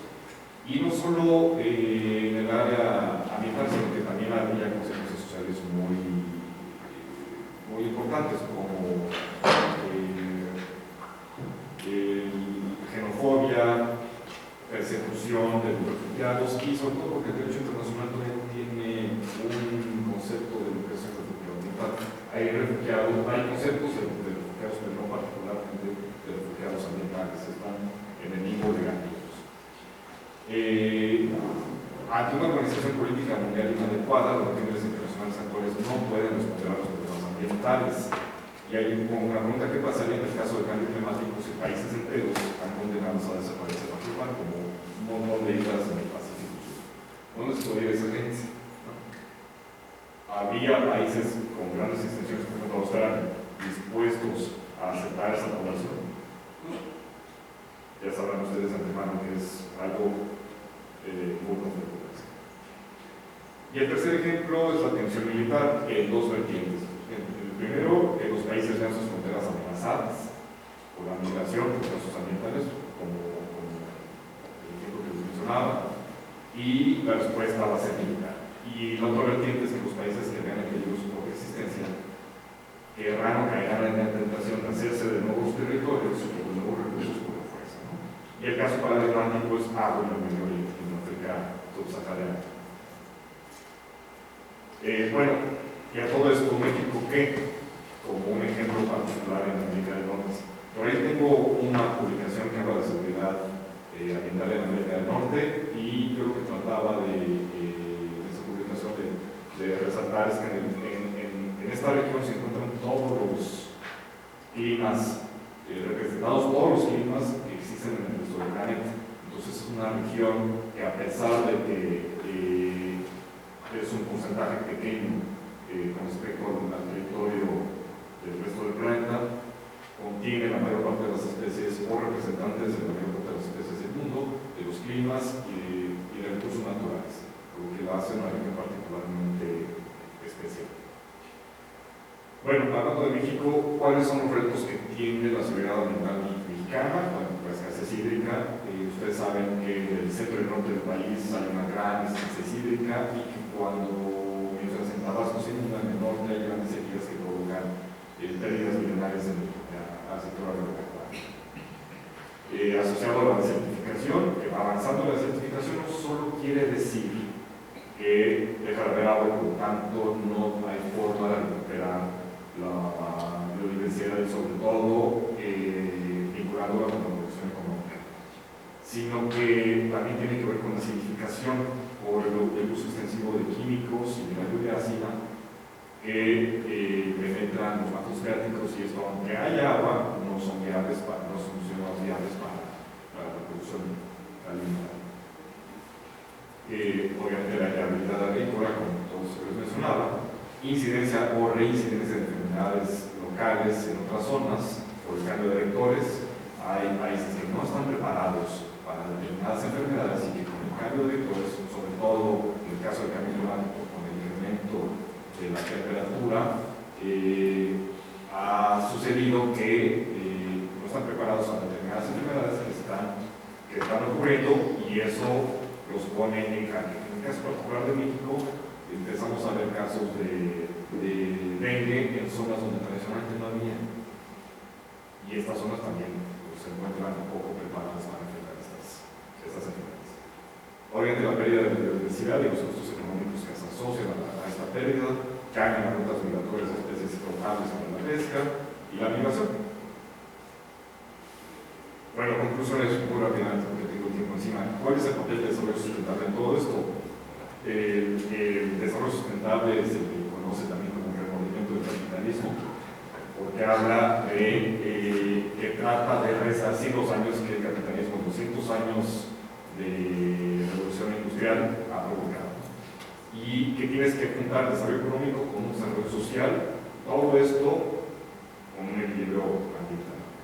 En teoría, el desarrollo sustentable de manera conjunta puede apalancar la seguridad ambiental y por lo tanto la seguridad internacional. Sin embargo, también hay nuevos paradigmas que se están discutiendo actualmente, como el crecimiento verde, o también que se conoce como economía verde, que es todavía un removimiento más exacerbado del capitalismo, porque ya se dieron cuenta los que propusieron el concepto de desarrollo sustentable, ya se dieron cuenta que el capitalismo no se ha podido modificar y que no se ve cómo se pueda modificar, es decir, no hemos inventado un sistema económico que sustituya al capitalismo, y que el desarrollo sustentable como economía originalmente en los 80 no es suficiente. Entonces hay que crecer, hay que desarrollarse, pero de forma verde. Esto es decir, esto es que producción y consumo se diseñen de tal forma que el impacto ambiental sea mínimo. Rápidamente les cuento que, por ejemplo, la Unión Europea ya tiene un plan para 2050 no tener basura. Ustedes van a decir, bueno, ¿cómo van a tener basura? Obviamente van a seguir generando desechos, pero todos los desechos, a diferencia de lo que hacemos en México, que hacemos hoyos y enterramos la basura, y eventualmente aprovechamos los gases que salen de estos vertederos de basura para generar energía eléctrica, en Europa esto ya está en orden. Entonces, todos los desechos que se producen, la meta es que para 2050 no haya un solo confinamiento de desechos y que se pueda reintegrar todo a la economía. Esto es lo que se conoce como economía verde o economía circular. Y que es un concepto también que ameritaría una discusión especial que genera círculos virtuosos, a menos lo que dicen los economistas en sus perspectivas y sus cálculos que están proponiendo. Bueno, para finalizar, ¿cuáles son los pendientes internacionales? Un reconocimiento del protocolo de Kioto y la generación de un régimen internacional permanente para el cambio climático, lo que se conoce como Agenda Post-2015. Este año en París, en diciembre, será la próxima conferencia de las partes de la Convención Marco de las Naciones Unidas para el Cambio Climático, donde se espera que los países digan, bueno, vamos a hacer estas actividades de manera jurídicamente vinculante para el cambio climático. Otro es la creación de un fondo internacional para la atención de desastres ambientales, por ejemplo, para combatir los problemas que dejan atrás los tsunamis, huracanes, terremotos, inundaciones, etc. Ahí verán que puse un asterisco de tsunamis y terremotos porque esos no son antropocéntricos, sin embargo, las consecuencias que hay si ponen entredicho la atención de la agenda ambiental y sobre todo la agenda de seguridad también. El caso que ustedes pueden tener más presente es el terremoto en Haití, donde a pesar, además del desastre del terremoto per se, como se colapsó el sistema de atención de salud, porque no había una preparación adecuada y sobre todo no hay un fondo que se pueda destinar para atender estos casos. Otro pendiente es lograr un acuerdo mundial para el de pesquerías. Otro es la ampliación de los acuerdos comerciales y laborales, eliminación de barreras nacionales y de prácticas discriminatorias al comercio para aquellos productos que son producidos sustentablemente. Lo más importante, que es lo que por años se ha propuesto en la agenda ambiental, es la creación de una organización ambiental internacional que sirva de alguna u otra manera como contrapeso a la Organización Mundial del Comercio. Y ya algunos de esos pasos se han dado a través, por ejemplo, de la creación del Global Railroad Institute, del que México ya es parte. Y eso es todo. Muchas gracias. Muchas gracias, maestro Duarte, por su presentación. Voy a presentar al señor ponente, el Eduardo Rivera Pérez, quien es egresado de la licenciatura en Relaciones Internacionales por la Facultad de Ciencias Políticas y Sociales de la UNAM, becario de investigación del proyecto PAPI, una nueva agenda de seguridad nacional para el nuevo gobierno. Actualmente también forma parte del proyecto PAPIME, de la seguridad humana a la seguridad multidimensional, los nuevos temas de la Agenda de Seguridad Nacional de México, seguridad sanitaria y seguridad espacial. Es profesor adjunto en la Facultad de Ciencias Políticas y Sociales en las materias de soberanía, democracia y seguridad nacional, desarme, geografía económica y política y organización internacional.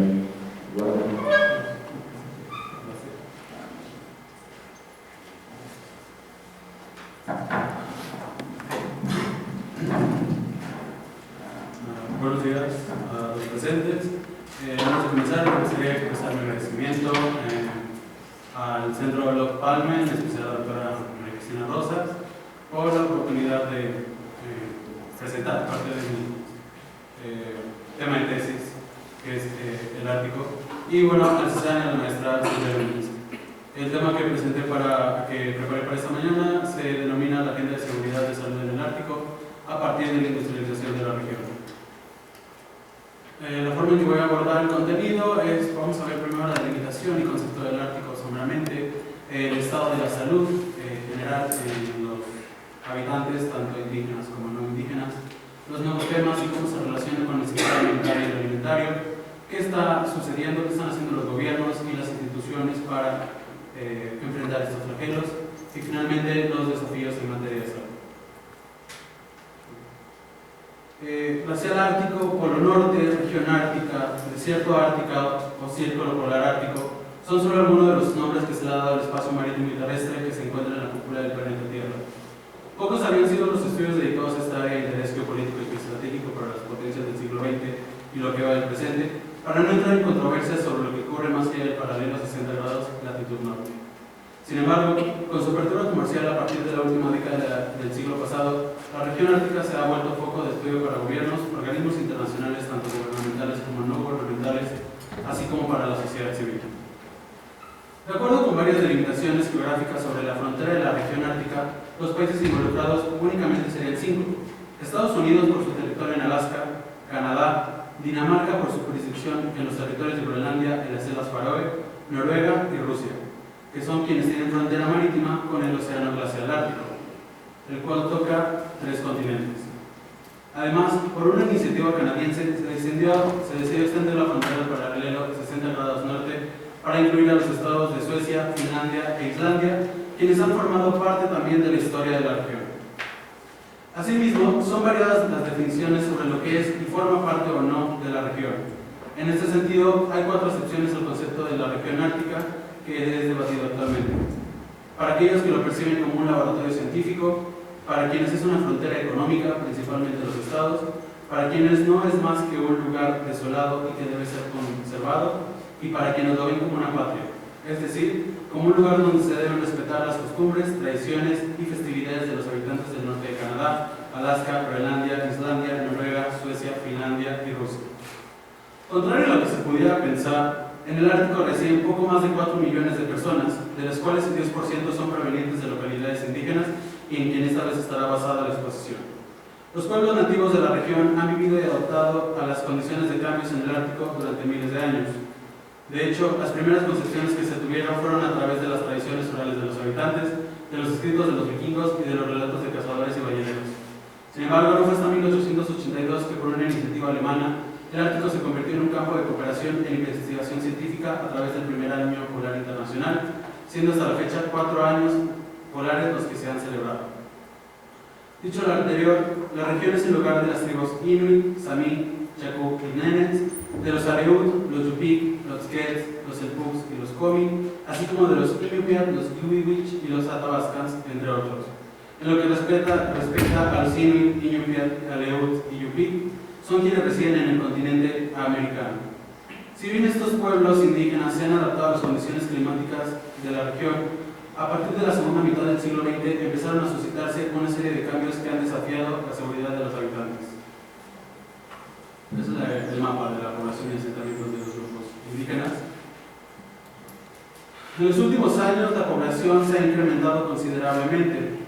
Dicho incremento no ha sido solo por la migración hacia la región, sino por el crecimiento de la esperanza de vida y el decremento de la mortalidad infantil y por enfermedades infecciosas. No obstante, estudios en las últimas décadas también informan que nuevas causas de mortalidad se están presentando en la región, como enfermedades cardiovasculares, derrames cerebrales, hipertensión, diabetes, entre otras, principalmente en la población indígena a causa del sometimiento a cambios sociales, cambios en sus dietas, decremento de la actividad física y exposición a riesgos ambientales. Haciendo un análisis del estado de salud de la población indígena y no indígena en el Ártico, se encuentra que las principales causas de mortalidad están relacionadas con cáncer, enfermedades cardiovasculares, infartos, lesiones y suicidios. De acuerdo con la gráfica, el cáncer es la causa de mortalidad principalmente en Canadá, Alaska y Noruega. Los principales tipos de cáncer son cáncer de pulmón, causado por el abuso de tabaco, el cual entró en la región después de la Segunda Guerra Mundial, cáncer de colon y cáncer de próstata en hombres y cáncer de mama en mujeres. Mortalidad por enfermedades cardiovasculares se presenta mayormente en Rusia, Alaska y Noruega. Mortalidad por infarto en Rusia principalmente, lesiones por condiciones climáticas y abuso excesivo de sustancias psicotrópicas se da en Alaska, Canadá y Groenlandia. Mortalidad por suicidio es por el abuso igualmente de alcohol y drogas como cocaína, marihuana y solventes. De hecho, la inhalación de solventes es un problema que se da accidentalmente en los niños y adolescentes, que si bien es causa de mortalidad en este sector de la población, es un indicador de que estas personas pueden ser candidatos potenciales para el uso de alcohol y drogas en su edad adulta. Otras enfermedades que se presentan en la región son las causadas por infecciones principalmente en niños desde su nacimiento hasta los 4 años, de ahí la alta tasa de mortalidad infantil en años precedentes y en adultos mayores de 65 años. En cuanto a enfermedades por transmisión sexual y VIH, se presentan en la población de 24 a 45 años. Si bien el VIH es bajo en la población ártica, las excepciones se encuentran en Canadá con un 30% y en Alaska con un 61% de casos de la población caucásica. Son muy pocos los casos en la población indígena. Las principales enfermedades de transmisión sexual son gonorrea, sífilis y clamidia en la población caucásica, aunque también hay altos índices de gonorrea y clamidia en la población indígena. Finalmente, la causa de suicidio que presenta altos niveles de mortalidad en Groenlandia son problemas psicosociales que afectan a la salud. Ejemplo de ellos son el estrés cultural, erosión de los estilos de vida y nuevamente abuso de sustancias. Sumado a esto, el incremento de la actividad industrial en el Ártico a partir de 1990, con la apertura comercial ya mencionada, una vez consumado el conflicto este-oeste, ha tenido gran impacto en la salud de los habitantes, ya que la extracción de hidrocarburos, entendiéndose como petróleo, gas natural y gas shale, así como minerales metálicos, han contribuido a la contaminación del agua de ríos, lagos, mares y humedales, así como la contaminación del aire y del suelo. Junto con la occidentalización, se nos hace un término raro utilizar occidentalización en el Ártico, ya que la mayoría de los países son de Occidente, o industrializados, desarrollados, ¿no? Junto con esta occidentalización ha llegado la práctica intensificada de cacería, llevando a la transformación de los hábitats y el paisaje en general, y por lo tanto se ha dado una pérdida de biodiversidad de la cual dependen los pueblos indígenas para su alimentación, sus costumbres y sus tradiciones. Entrando a la multidimensionalidad de la salud y su vínculo con la seguridad ambiental y la seguridad alimentaria, que ambas junto con la seguridad económica forman parte de las esferas de la seguridad humana en la acepción maximalista Freedom from One, que busca liberar a las personas de las necesidades y está relacionada con los derechos humanos fundamentalmente, presento el siguiente análisis donde se analizan los riesgos y amenazas al sector ambiental y alimentario, así como sus consecuencias que inciden en la salud. En cuanto al sector ambiental, tienen presentados las amenazas y riesgos a la seguridad ambiental. Uno de ellos es el cambio climático, el cual si todavía algunas personas tienen dudas sobre si existe o no el cambio climático, que se ha dado mucho debate sobre si es un mito o no, el Ártico es la prueba fehaciente de que esto es una realidad. ¿Cómo afecta el cambio climático en la región? Bueno, ha habido un aumento de la temperatura en la atmósfera y la hidrosfera. En la atmósfera ha habido una variación de 2 grados centígrados, principalmente en el noreste de Canadá, Alaska y Siberia Oriental. Calentamiento también de la temperatura del océano glacial ártico a través de las corrientes marinas y la acidificación de las aguas en mares, lagos y ríos. También ha habido un incremento de áreas verdes, algas marinas en lagos y expansión hacia el norte de los bosques que rodean la región ártica, de la cual no forman parte porque la mayoría del territorio o hasta algunos años estaba en congelamiento permanente. En cuanto a la contaminación como causa, es por desechos locales e industriales y la llegada de contaminación a la región por las corrientes de aire, efecto invernadero, reducción de la capa de ozono, corrientes marinas y corrientes marinas a través de la corriente del Golfo en el Océano Atlántico, que corre del Golfo de México al Mar de Noruega, y por el estrecho de Bering en el Océano Pacífico. Aquí hay una acotación de que si bien el Océano Ártico es el más pequeño del mundo y por lo tanto no está tan contaminado a comparación de la región, al ser el océano más pequeño, quiere decir que también el grado de contaminación tiene gran incidencia en la población. En cuanto al factor industrial, bueno, la explotación de minerales, de hidrocarburos y minerales metálicos, de los cuales el Ártico tiene gran riqueza, principalmente en Canadá, Alaska y Rusia, y la práctica del fracking. También está la causa de la contaminación que se genera a partir de esta explotación, que junto con los desechos locales genera que prevalezcan agentes contaminantes persistentes. Finalmente, en cuanto a las causas amenazas y riesgos al sector ambiental, está el caso de los desperdicios químicos, domésticos e industriales que se generaron en el pasado y que fueron cubiertos por los periodos invernales. Sin embargo, con el cambio climático en la región y principalmente con el deshielo del permafrost, están quedando nuevamente en intemperie y L2. O se quedan en el suelo o mediante el agua del deshielo viajan hasta desembocar en ríos, lagos o mares, teniendo consecuencias para la fauna de la región. La incidencia que esto genera en la salud de los habitantes es a través de la exposición a contaminantes que tienen repercusiones a largo plazo, así como enfermedades en trabajadores y las comunidades. Un ejemplo de contaminación que pongo es un remanente de la guerra. Si algunos recordarán lo que fue la línea de alerta temprana a distancia, la Team Line, que recorría 5.000 kilómetros y estaba conformada por 63 estaciones, de las cuales 42 estaban situadas en el Ártico canadiense. En 1963, 21 de estas estaciones fueron abandonadas y las otras 21 también fueron abandonadas a finales de los 80. Los desperdicios generados por materiales, aceites y químicos peligrosos no fueron removidos en Canadá hasta 2012, y eso únicamente la mitad. Es decir, 21 estaciones. La otra mitad aún no ha sido limpiada. ¿Qué genera esto en la salud?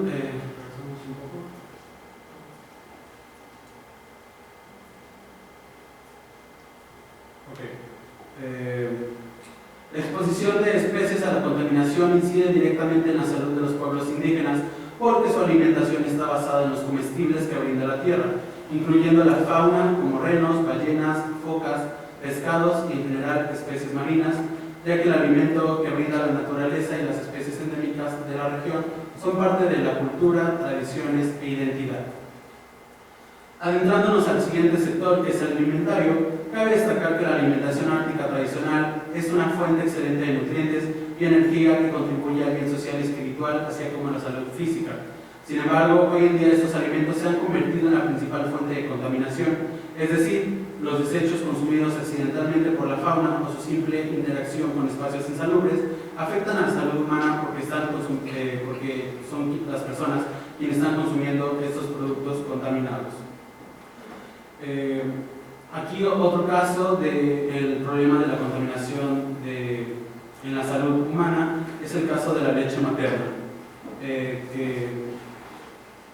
Me quedan 5 minutos, continúo, ¿no? Después lo podemos platicar. En cuanto al sector alimentario, ahí tienen las causas, algo de lo que hablaba la doctora Chauvet, que es en cuanto a la inseguridad de la cultura alimentaria, soberanía alimentaria, de la cual dependen los residentes del Ártico.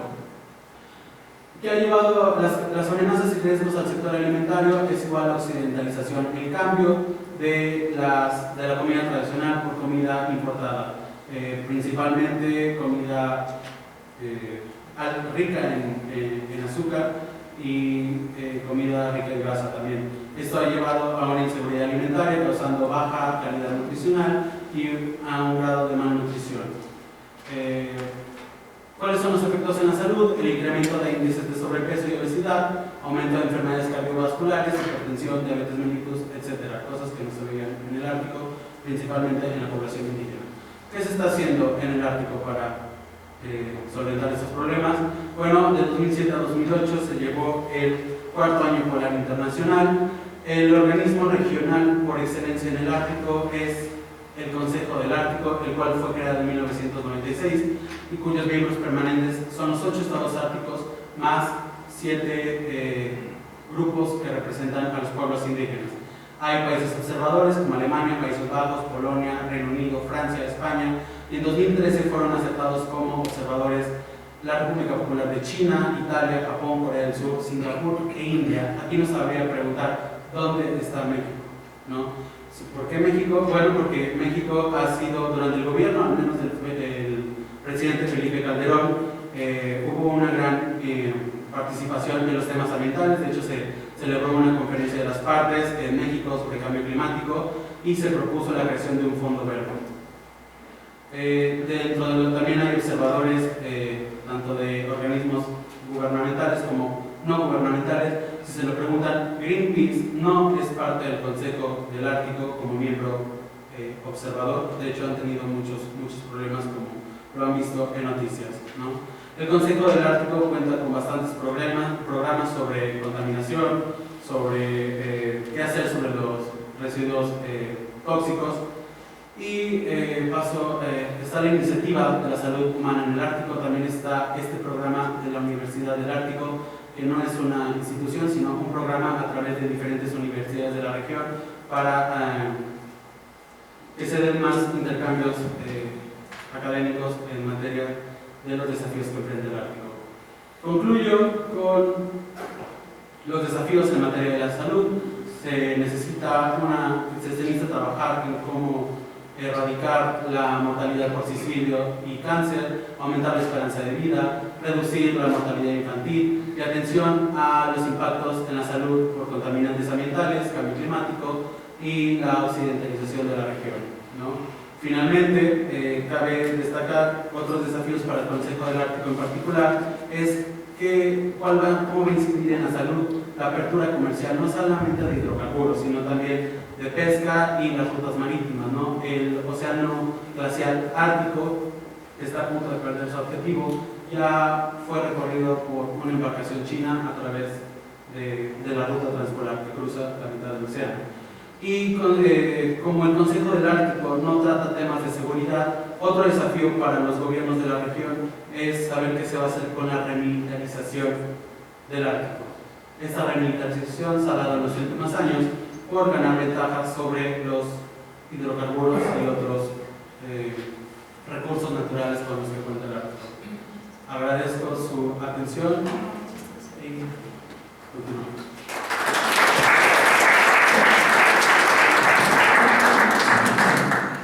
Gracias, Eduardo. Voy a dar paso al siguiente ponente, Jacobo Silva Parada, quien es licenciado y maestro en Relaciones Internacionales por la Facultad de Ciencias Políticas y Sociales de la UNAM, colaborador del proyecto PAPIT, la Seguridad Nacional de México frente a la Agenda de Seguridad Internacional post-11 de septiembre de 2001, y del proyecto PAPIME, el Binomio Seguridad-Desarrollo, la agenda pendiente de las relaciones internacionales del siglo XXI. Es miembro de la mesa directiva del Centro de Análisis e Investigación sobre Paz, Seguridad y Desarrollo de los PALME y ha participado en varios seminarios como ponente y moderador. Actualmente es doctorante en el programa de posgrado de Ciencias Políticas y Sociales de la Universidad.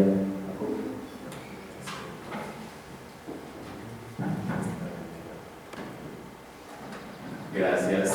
Agradezco primeramente a César por la invitación para hablarles de este tema que me parece muy interesante. Y obviamente a la doctora Cristina Rosas. No me quedan 15 minutos, quiero echarle la culpa al moderador, pero no hay problema, vamos a hacerlo rápido. Y si tienen dudas, eventualmente podremos discutirlas después.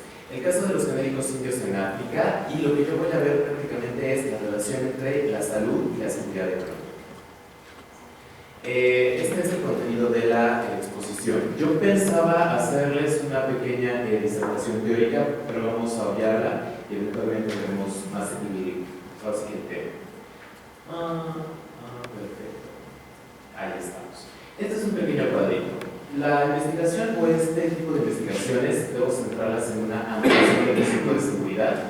Nada más para explicarlo a grosso modo, se ha dado en los estudios de seguridad, sobre todo en la escuela crítica, una importante ampliación del concepto en 5 esferas: la militar, político-económica, ambiental y societal.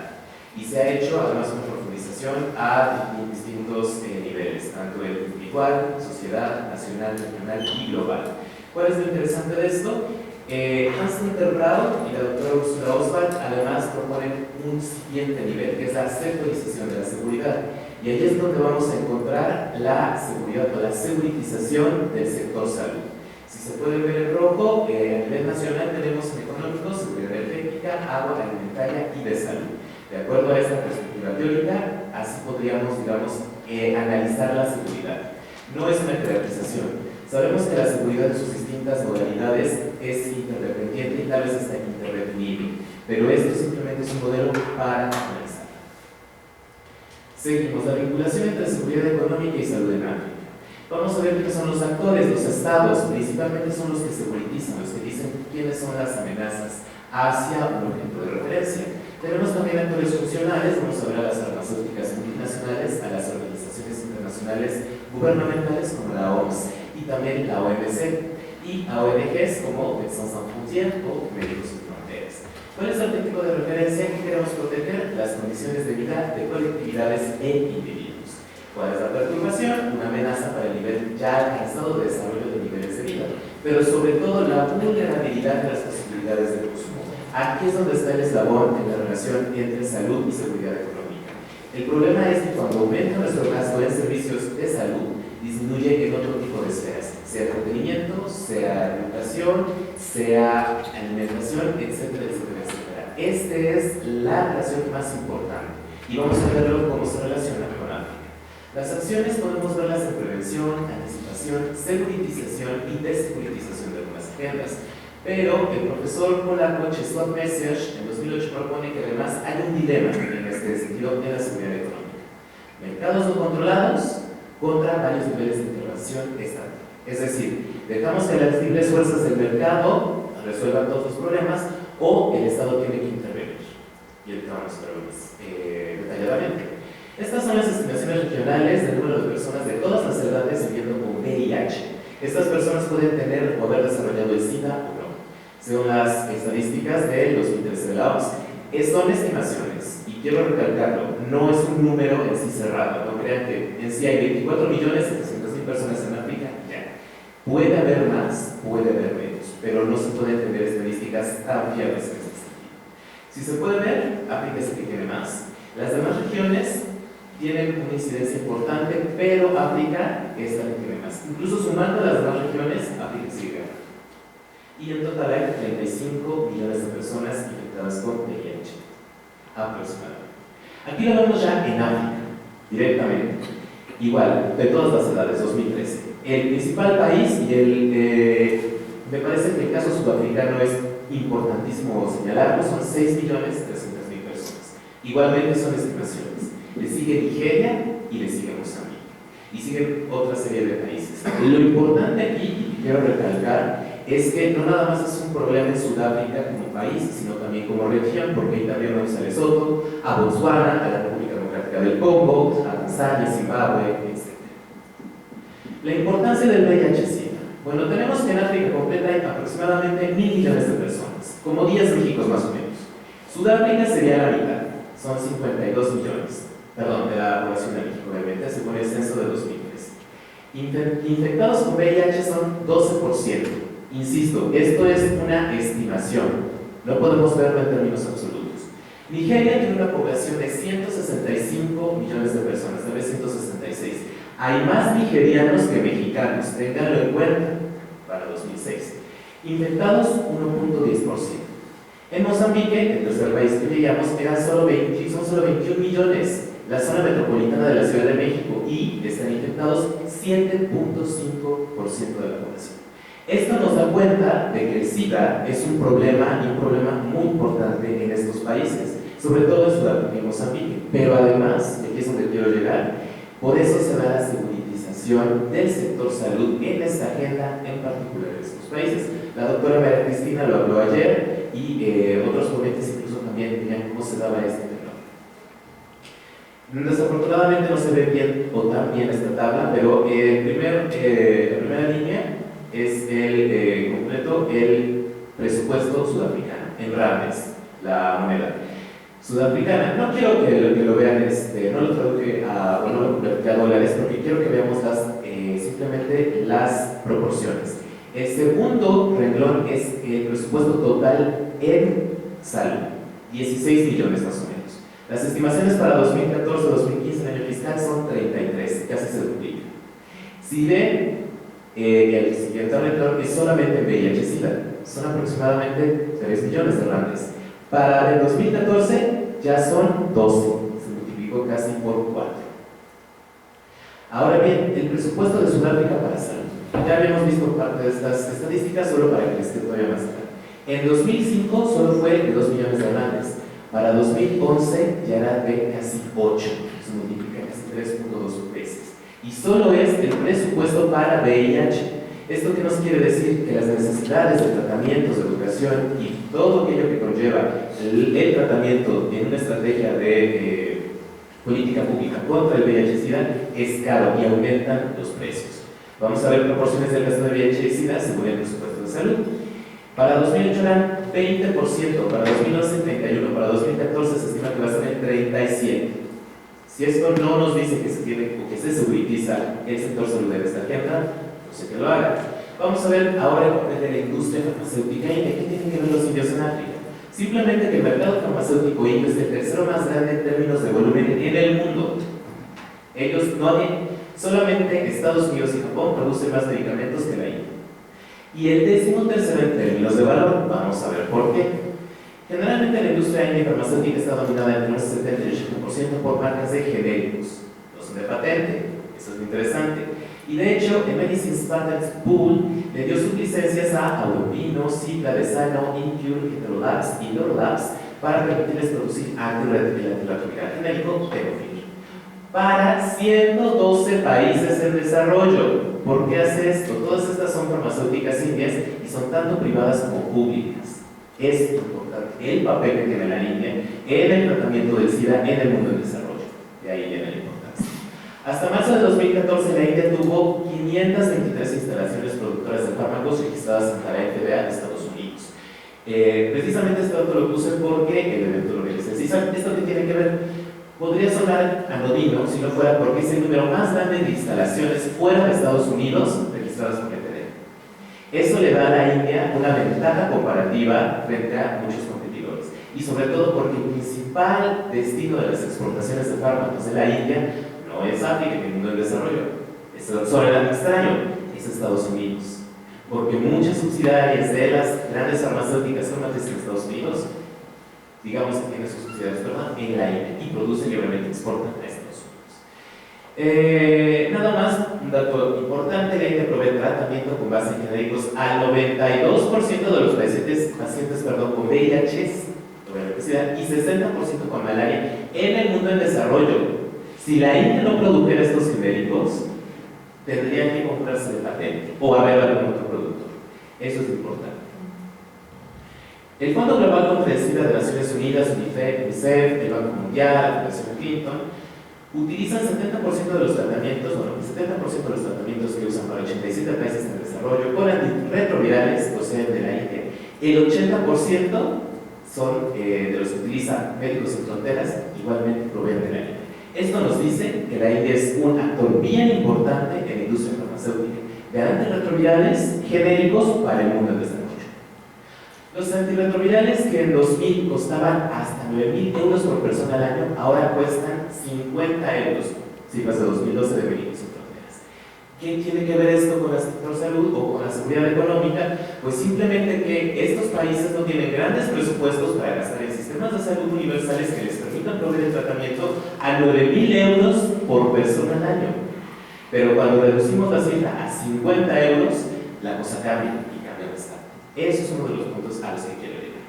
En Sudáfrica, por ejemplo, la compra de fármacos indios en 2004 fue de poco más de 35 millones. Para 2010 ya eran 273 millones. Se multiplicó casi por 100. Es el cuarto rubro en importancia del destino de las exportaciones indias a Sudáfrica. Y nada más, para ver un poquito más de cifras, si ustedes ven, el primer destino de las exportaciones de fármacos indios es Estados Unidos, como les dije. De hecho, de 2002 a 2013 creció 11%.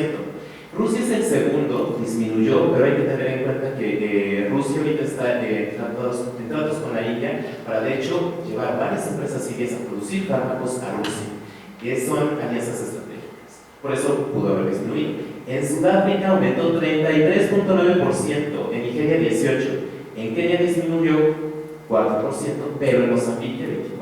¿Esto qué quiere decir? El papel de la India en la seguridad económica y la seguritización del sector salud en África es bien importante.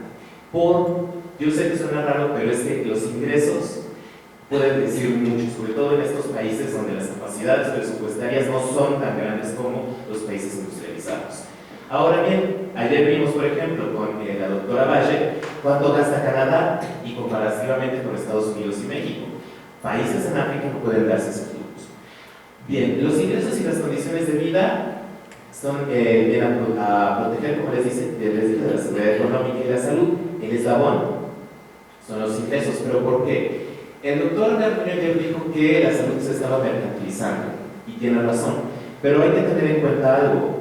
La salud o los servicios de salud y los fármacos no son como cualquier mercancía por una simple y sencilla razón.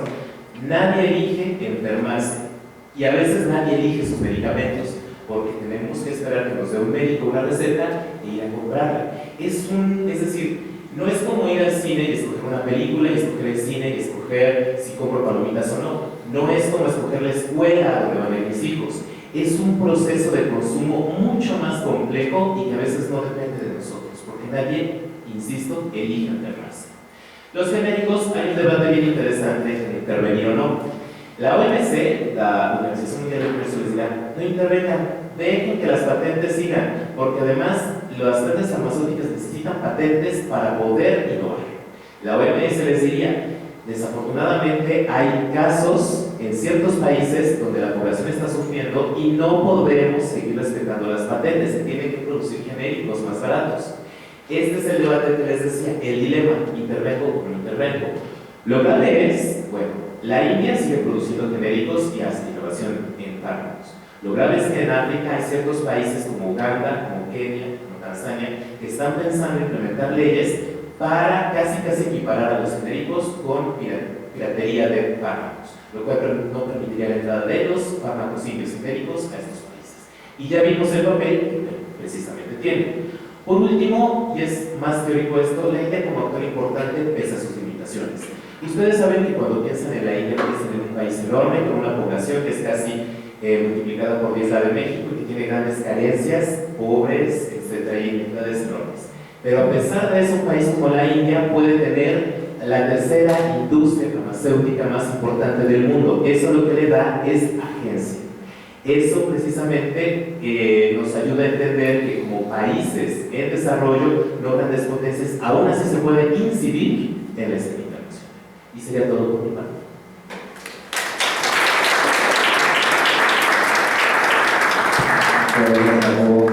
Exactamente 15 minutos. Perdón.